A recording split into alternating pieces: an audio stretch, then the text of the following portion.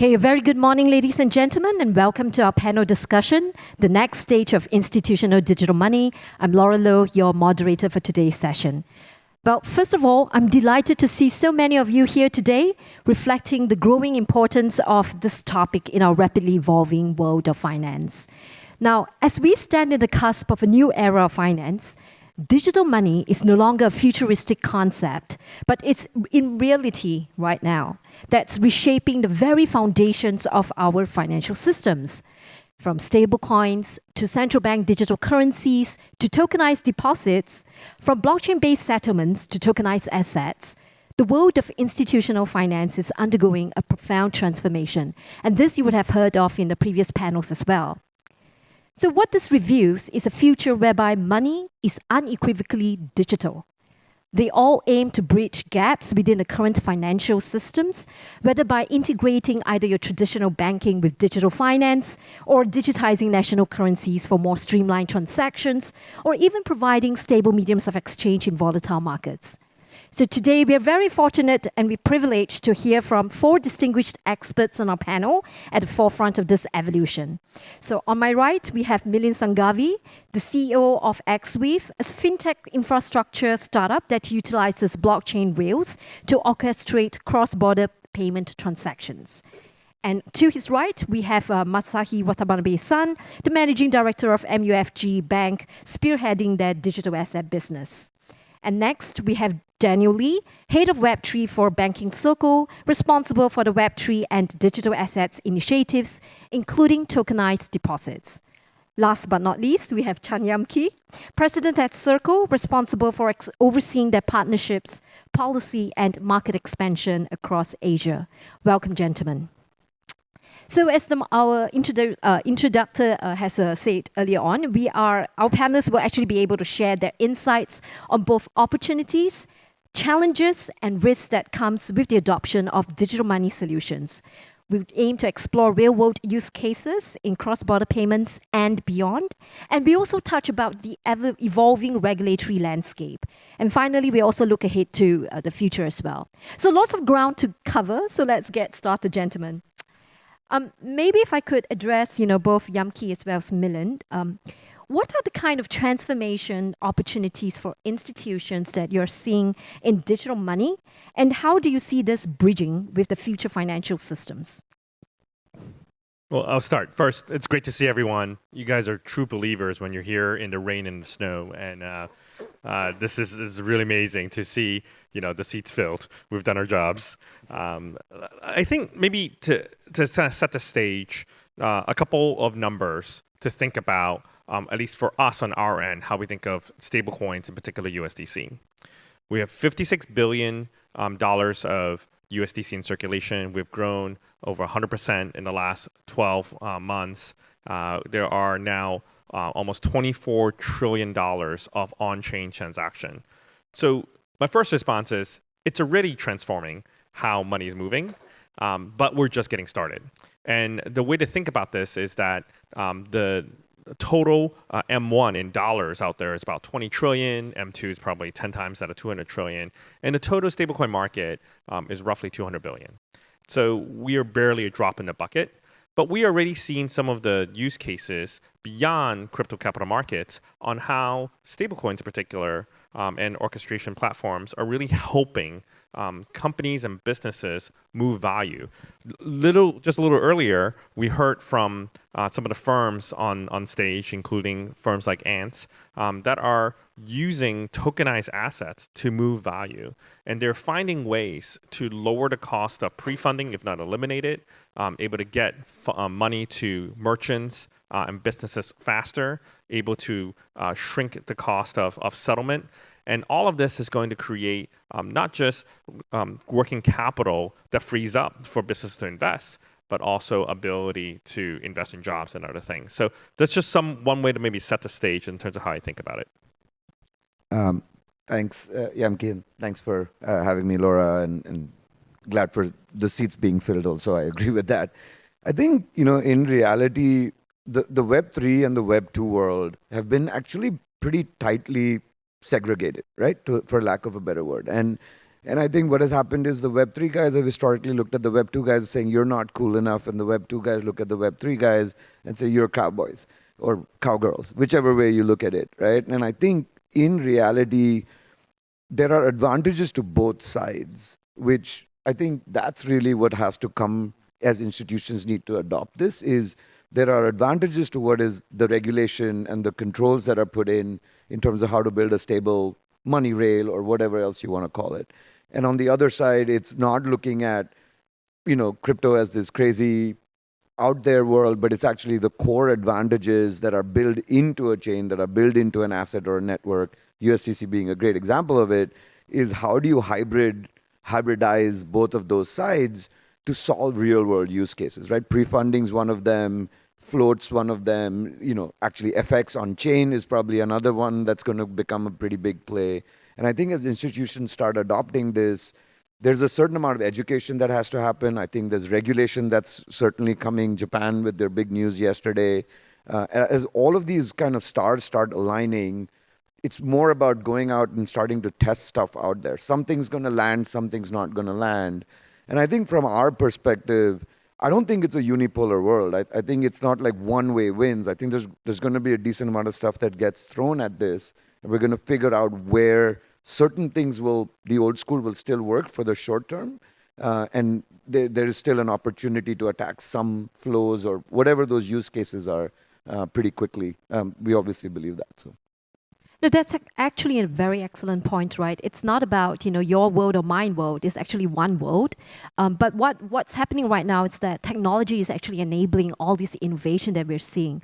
We're seeing a lot of, talent like yourselves, gentlemen on the stage, trying to tackle real world problems. But the incumbents are not sitting still as well, right? They're also innovating alongside with us. So we see no lack of talent in the space. And we also see capital flowing into the market as well, willing to fund innovation because they are solving real world problems, as what you say on the panel and what all the previous panelists have been saying as well, right? That there are real world problems to be solved. How do we tackle them? So great to hear, and thank you for setting the stage from the big picture perspective in terms of opportunities.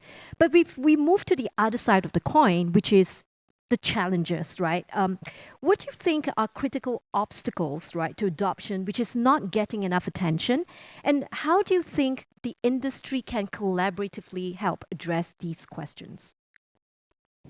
Maybe start with Watanabe-san. Thank you very much, Laura. Hi, I'm Masashi from MUFG. Thank you for having me here, and thank you everybody for checking out this session. So I really agree with what Milind you mentioned earlier. So when we tackle tokenization and all this movement, it's a one boat, like Laura mentioned, and there's certain roles for certain industries to play and where we are good at. And especially for commercial banks, because I come from a commercial bank. And from that standpoint, I think there's responsibility for financial institutions. When I say financial institutions, it's especially regulated financial institutions to support the movement by providing finality, which is actually the heart of financial transactions. And it's good to do treasuries, cryptos, anything, cash management, liquidity management, security settlements. All of these need finality because now that is now how it's handled. And I see this tokenization from a banking standpoint, evolution of the financial institution.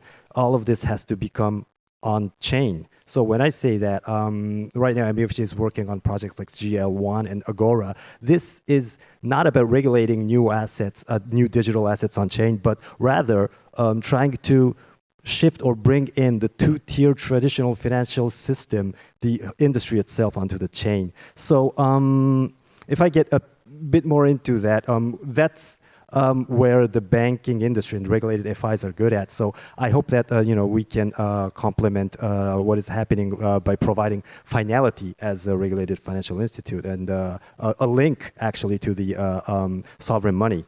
And GL1 is sometimes misunderstood as providing all of the service, everything, and concentrating all the assets and transaction to the global layer one, which is not. We are just trying to have a link between the transaction and the sovereign money to provide finality and have the good players provide and extend on the service and the application layers for creativity of tokenization. Thanks. And thank you. I think one of the main thing is just a mindset change. You see, one of the things is that I spend a lot of time with TradFi guys, regulators, speaking to them about things.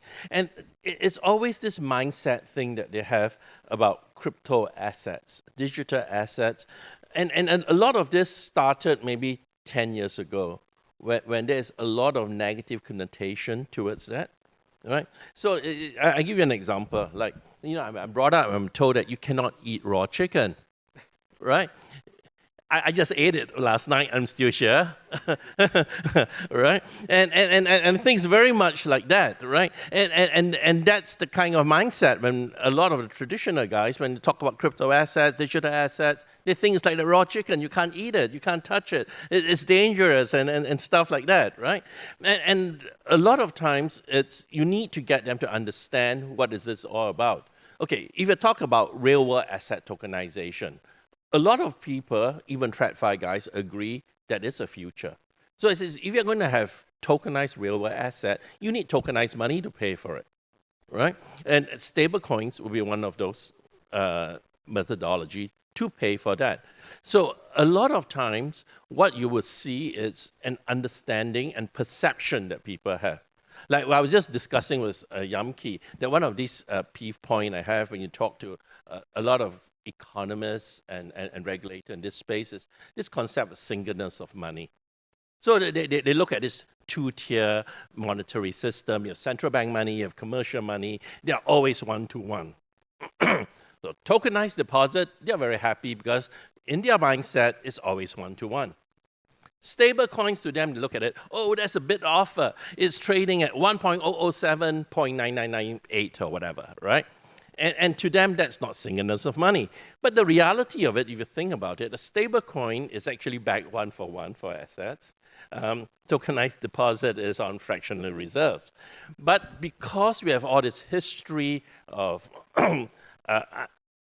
depending on deposit as something that is very, very tangible, very secure, you have built this whole system of reserve system.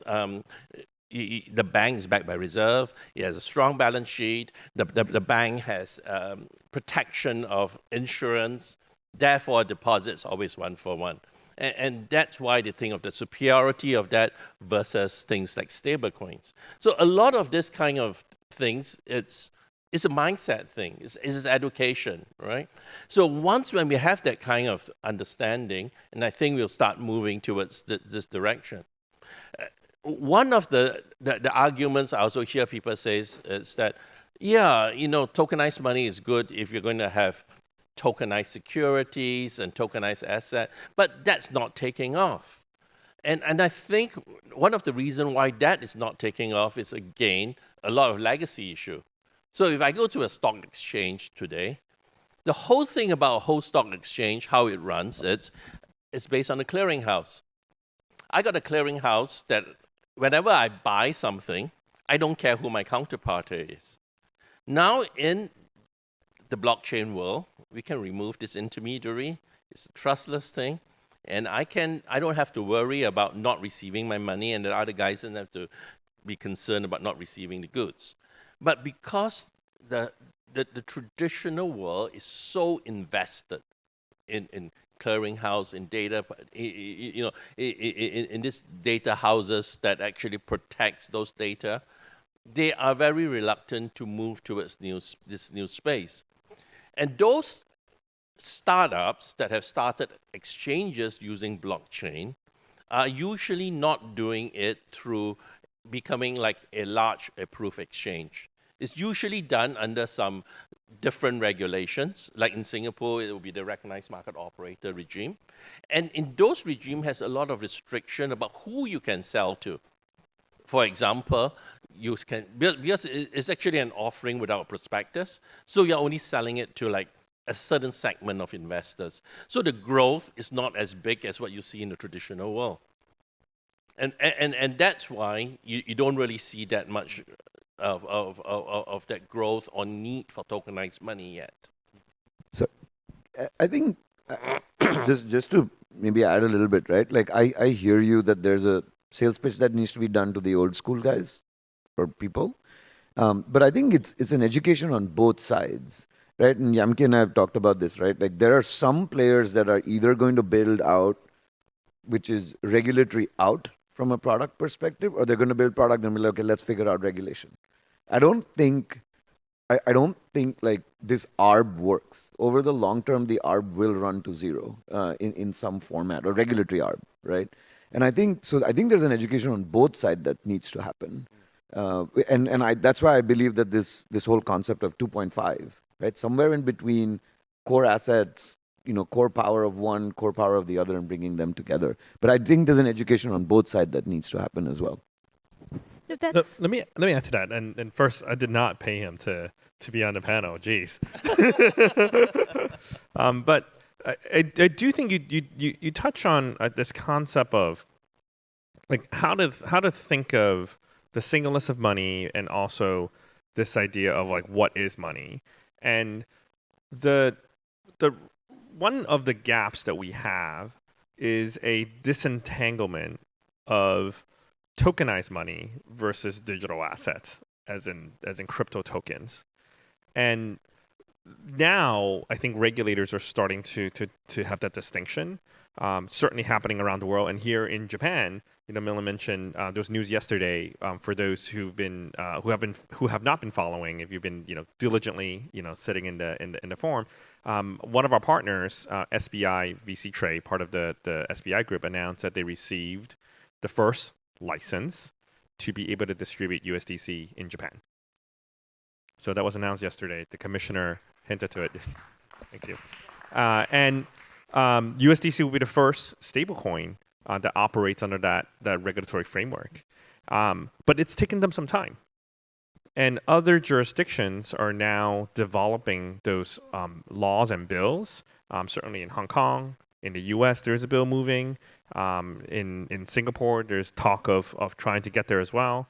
And I expect in the next 6 to 18 months, every major jurisdiction having some form of that to separate digital money as a form of settlement versus investment or speculative tokens as a different type of asset. And one has real utility and the other has a different sort of objective. So I think that's one piece, is that on the regulatory side, it has to, and that prohibits, I think, a lot of institutions to be able to come in.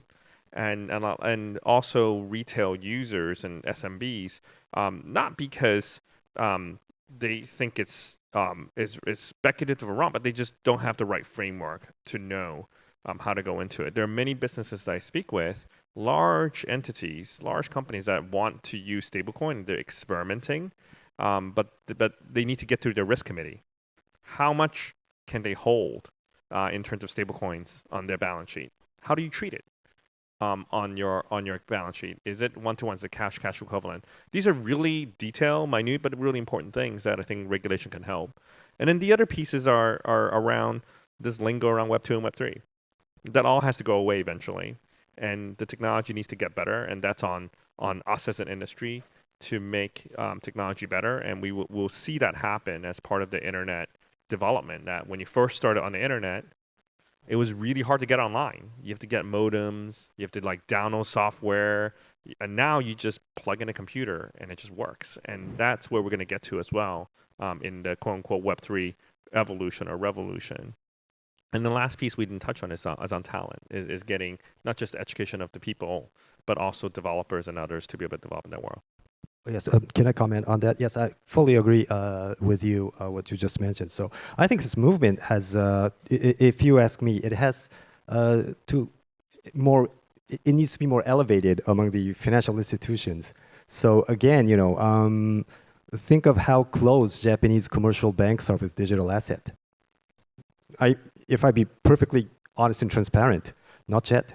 But we can start from transactions like treasuries before we provide anything to the customers. So I feel that if I be again very honest, we're pretty much too conscious with the consumer and retail approach with the digital asset, which is okay, and it's I think potential good business, but if banks want to provide that, we should understand what we are providing. So I think also, speaking internally of utilizing tokenization transactions for treasuries, and because it's a global trend that other banks do, and especially in Japan, that can maybe brush up the technology and the resource, the education, and bring it to a higher level, elevate it, and start banks to really think what we can come up with a transaction. And as I spoke before in the beginning with the regulated FIs, providing digital assets or tokenized deposits finality in our own way,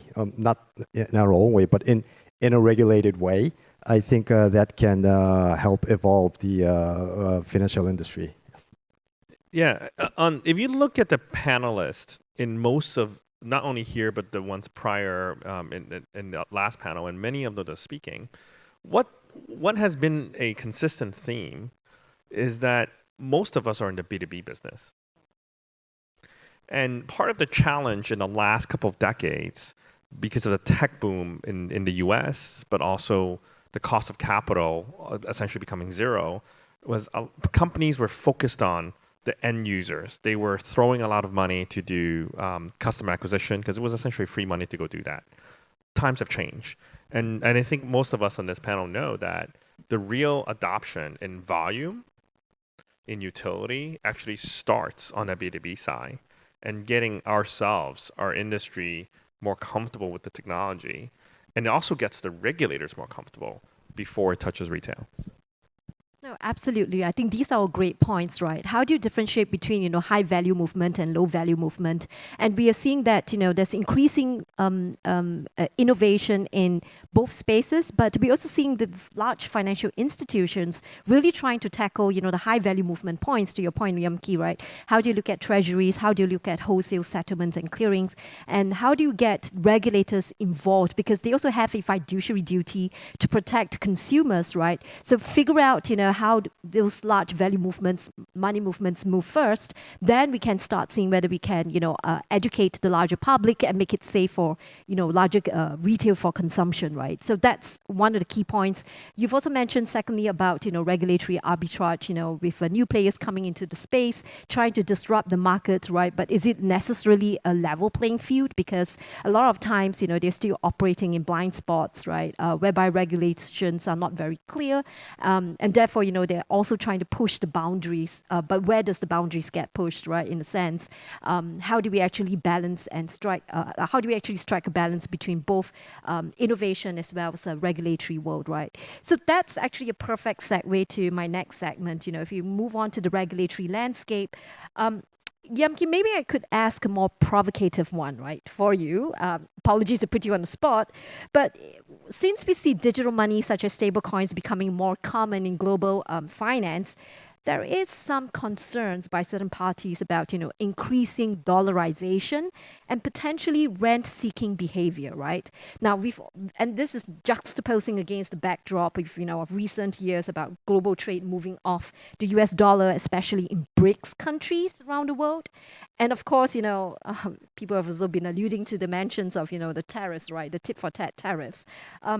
How do you see industry collaborating with regulators, right, to address the complex interplay between stablecoins, adoption, regulatory frameworks, as well as geopolitical dynamics? I tasted the wasabi on the in the question. So it's a couple of things. First of all, the question of dollarization is an important one, and every single central bank that I speak with, they do not want that, and we totally understand. We believe that there are absolutely a need for local stablecoins and local currencies, and local companies should absolutely develop that. I think Melanie talked about on-chain FX and other things, and I think that is a way to actually evolve the industry. But if I look at how money movement is handled in settlements, right? If you look at the BIS numbers, 75% of trade invoicing in Asia is denominated in the dollar. So you walk into any shops, any trade shop that are doing global trade, is denominated in a dollar. And in Latin America is actually 90%. And the reserves holding on most central banks, barring the exception of a few, are in dollars, right? And largely in dollars. And that is the fact that we deal with today. And what that means is that businesses, especially businesses that deal in cross-border, and increasingly the economy is cross-border. You're a business sitting in Singapore. Your customers are in Korea and Japan. You're taking won and yen, and you're paying your suppliers in rupiah in Indonesia or baht in Thailand. And all of that are working capital costs for you to maintain all of that different flow in different currencies, as well as the FX and transaction costs. And Kelvin and kind of talked about that. The ability to settle actually tokenized money saves pre-funding, eliminates cost by like 50% on his platform. So this to me is actually the crux of how we're looking at like building a more prosperous economy. Is lowering that cost for businesses and also for individuals. But within certain jurisdictions, there's absolutely a desire, and there should be local stablecoins. And I think the more interesting thing is, especially for many emerging markets where their currencies are not that liquid, their people and their businesses are paying high spreads on getting to the dollar. How do we make that more accessible and lower cost for them at a time when many banks, especially U.S. banks, are de-risking and closing branches in some of the emerging markets? The people are not getting access to the dollar to be able to trade and buy things globally. How do we make it more available for them and accessible for them to be able to transact in a dollar? I think actually there's one answer to that as well. It's that for your local currency, you can actually use tokenized deposits. And because what happens is you can have a closed loop ecosystem running on tokenized deposits. It can be yen tokenized deposits, Sing dollar, euros, etc. But if you needed to do international trade, then you bridge it to some sort of a stablecoin. What's the advantage of that is that a lot of time in many jurisdictions, a stablecoin is actually deemed as a crypto asset. And when you try to put it into the balance sheet of the company, there is a very large capital charge. And there are also jurisdictions where there's no clarity on how you account for that crypto assets.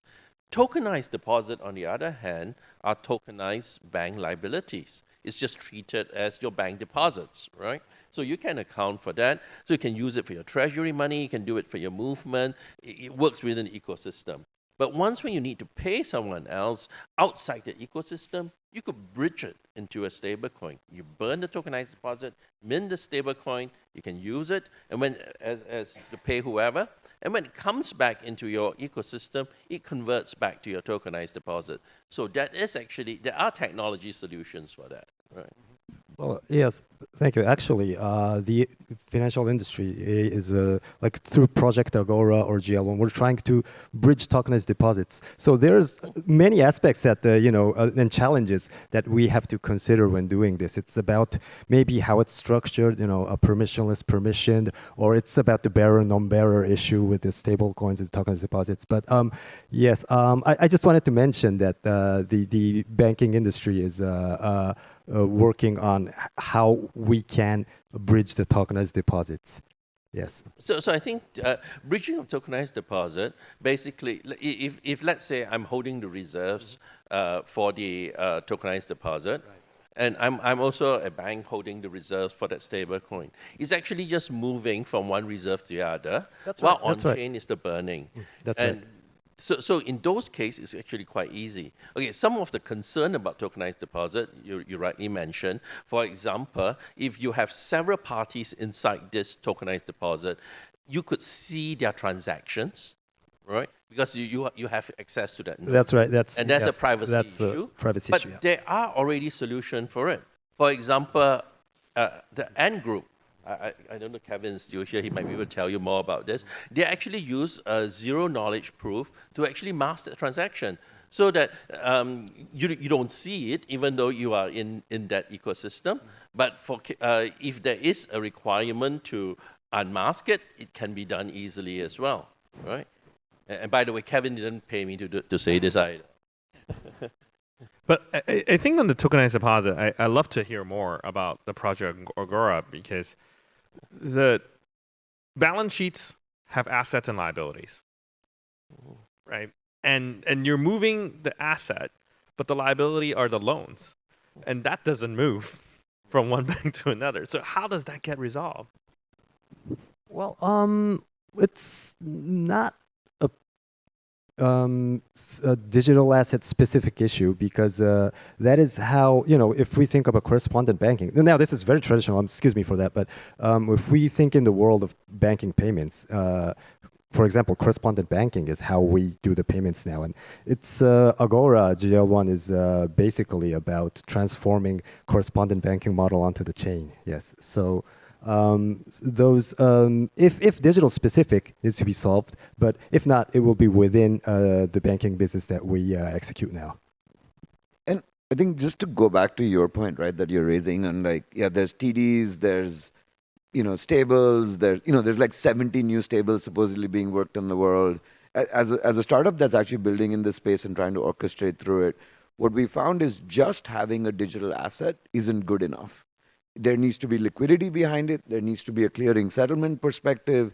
There needs to be almost let's call it a bridging, right? And I think, and that's about bridging multiple worlds. It's almost like one side speaks Swahili, the other one speaking English. Like, how are you going to kind of speak to each other? And I think what it is in reality, each of these words, what we're finding more and more, they're actually walled gardens. They're just like, they pretend to be non-walled gardens, but they're fully walled gardens. And, that's why, for example, our approach, and we're not supposed to talk about our startups, but like at the end of the day, it's about how do you connect, right? Different blockchains to different blockchains, or Yeah, we think where the entire ecosystem can be made much more open and empowering on different digital assets to speak to each other through entities that are actually licensed in each market, right? So there is a way to create an ecosystem that wants to kind of change the game together rather than thinking about their singular profitability, right? It's about how do you change the game moving forward. And like I said, I don't think, I'm not sitting here saying there's only one way this world changes. I think there's multiple shots at this. We're all going to take different types of shots at it. I think this is a fascinating conversation among our panelists. It makes my job a lot more easier because they are the ones like moderating themselves. But in interest of time, I would also like to get more audience engagement, and I would really love to open questions to the floor. Given that we have such a heated debate up here, are there any questions from the audience? Yes, please. Could you just state your name, your institution, and make your question concise? Could we have a mic past you?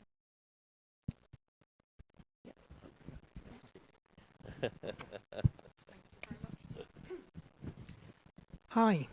Gosh, I'm part of the show. This is brilliant. My name's Liz. I'm a journalist and a reporter for Capital Pioneer magazine. Thank you very much for everything today so far. It's been exhausting.